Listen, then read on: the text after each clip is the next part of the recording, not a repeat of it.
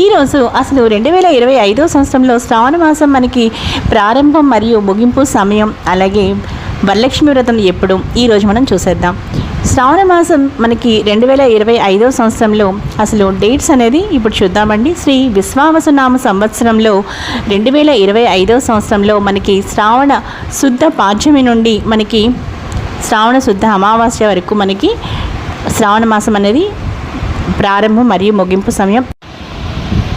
శ్రావణ మాసం మనకి ఎప్పటి నుండి ప్రారంభం మరియు ముగింపు సమయం అంటే 2025 సంవత్సరంలో శ్రావణ మాసం మనకి 25th జూలై నుండి ప్రారంభమై ఇక 23rd ఆగస్టున మనకి శ్రావణ మాసం ముగుస్తుంది.